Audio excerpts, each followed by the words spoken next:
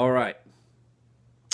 So today we're going to be continuing our series through the book of 1 Corinthians called God's Message to a Messed Up Church. Last week we took some time to look at the fact that this was not what most of us would call a thriving church. This is a church, as we'll see, that had some interest in spiritual things. They had the basics, the fundamentals, you might say, of the faith, but they were just kind of a hot mess.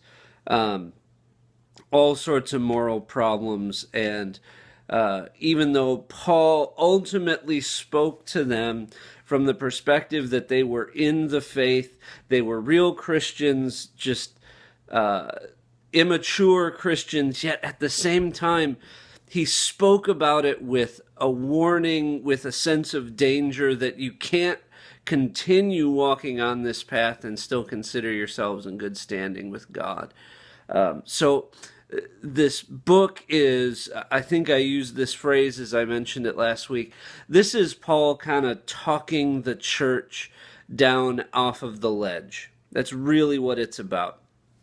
So we're going to get into it, but before we even start, I want you to pause this video and I want you to read the first two chapters of 1 Corinthians. 1 Corinthians chapter 1 and 2 on your own. If you want to take notes or if you want to underline or do whatever, that's up to you. I don't care. I just want you to read those two chapters first. So I'm going to wait for a second while you pause the video and read those first two chapters. Did you do it yet? Really? Make sure you do it, just so you're familiar. Okay, so you've read the first two chapters of 1 Corinthians, and we're going to take a few minutes to talk about a few of the points that Paul makes there. One thing you may or may not have noticed is kind of a theme throughout the whole book, is that Paul will start in with one subject or one point he's trying to make, and then he'll take two or three rabbit trails in the middle of it before he kind of moves on to the next point. He sort of does that here in this one. So the first point Paul is trying to make, the first issue he addresses to the Corinthian church is the fact that they have divisions.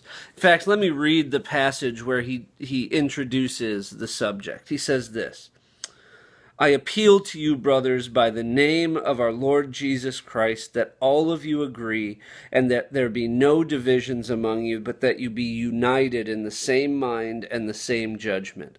For it has been reported to me by Chloe's people that there is quarreling among you, my brothers. What I mean is that each one of you says, I follow Paul, or I follow Apollos, or I follow Cephas, or I follow Christ. Is Christ divided?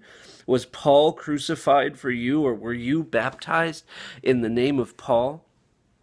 So Paul's first concern over the Corinthian church is that they're dividing. They're not united.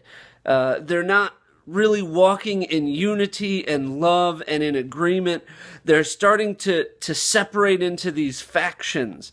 And of all things, they're lining up behind their favorite preacher. That's kind of weird. That's kind of stupid. It's certainly immature. And that's what Paul's going to be getting at here. He's saying, guys, is Christ divided? Does Christ have factions within himself? He says, were you baptized in the name of Paul? He'll go on to say, I thank God I didn't baptize a whole bunch of you, or else you might have all mistakenly thought that I was baptizing you in my own name.